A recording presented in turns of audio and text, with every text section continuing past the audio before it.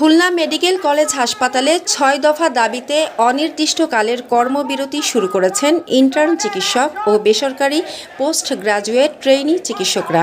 রোববার বিকেল ৩টা থেকে শুরু হওয়া এই কর্মবিরতির ফলে হাসপাতালের মেডিসিন, সার্জারি ও গাইনি বিভাগে চিকিৎসা সেবা ব্যাহত হচ্ছে। এর আগে দুপুরে হাসপাতালের জরুরি বিভাগের সামনে ইন্টার্ন ডক্টরস অ্যাসোসিয়েশনের উদ্যোগে বিক্ষোভ কর্মসূচি পালিত হয়। এতে শতাধিক চিকিৎসক ও মেডিকেল শিক্ষার্থী অংশ নেন।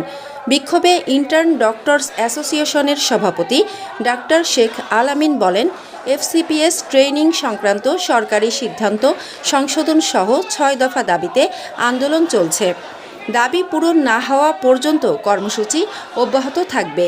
পরে বেসরকারি পোস্ট গ্রাজুয়েট ট্রেইনি চিকিৎসকরাও ইন্টার্নদের সঙ্গে একাত্মতা প্রকাশ করে কর্মবিরতির ঘোষণা দেন এবং হাসপাতাল পরিচালকের কাছে স্মারকলিপি দেন।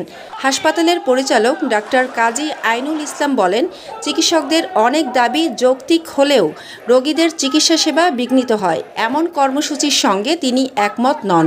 রোগীদের স্বার্থ বিবেচনায় সেবা অব্যাহত রাখার আহ্বান জানানো হয়েছে। এদিকে কর্মবিরতির কারণে বিভিন্ন ওয়ার্ডে রোগীরা চিকিৎসক সংকটে ভোগান্তিতে পড়েছেন বলে জানা গেছে। বিশেষ করে নতুন রোগী ভর্তি, নিয়মিত পর্যবেক্ষণ ও জরুরি সেবায় প্রভাব পড়ছে। ফারহানা রহমান, ডেস্ক রিপোর্ট, খুলনা সংবাদ।